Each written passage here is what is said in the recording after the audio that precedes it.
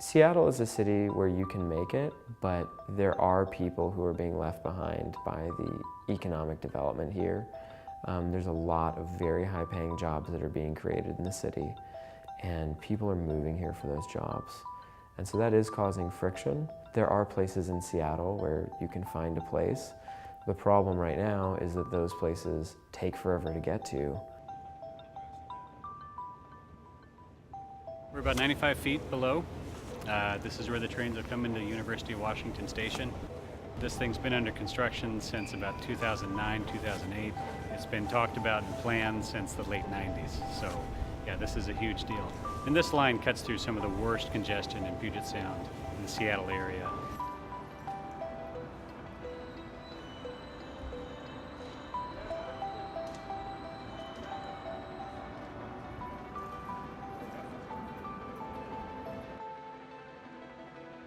Sound Transit is a regional transit agency.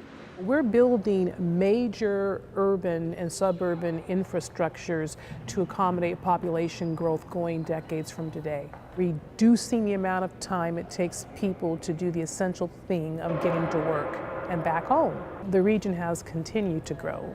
By 2040, we expect to have 1 million more residents in the central Puget Sound area.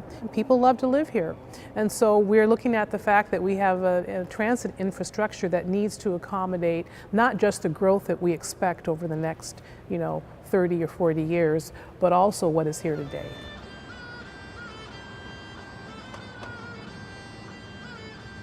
We at Seattle Subway believe that people have a right to not spend their lives sitting in traffic, and we feel everyone has that right.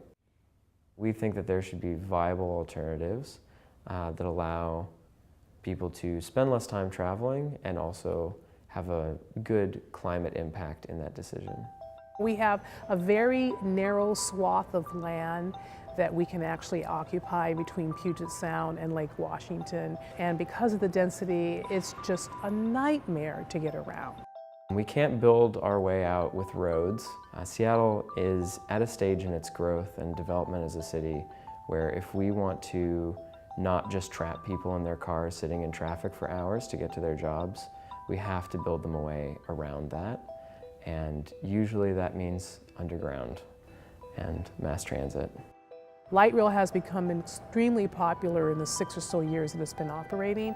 We serve upwards of almost 40,000 people in our peak season a day. And so when we launch University Link in about a month, by 2030, we expect that line to serve about 71,000 riders a day. My commute is about 30 minutes. It's only a few miles, but it's through downtown. When U-Link opens, my commute should shorten to about 8 minutes. The thing that I'm going to like most is that it's going to be concrete evidence that Seattle's moving into the future and is actually tackling the problems that it knows it has and isn't just sitting on its hands.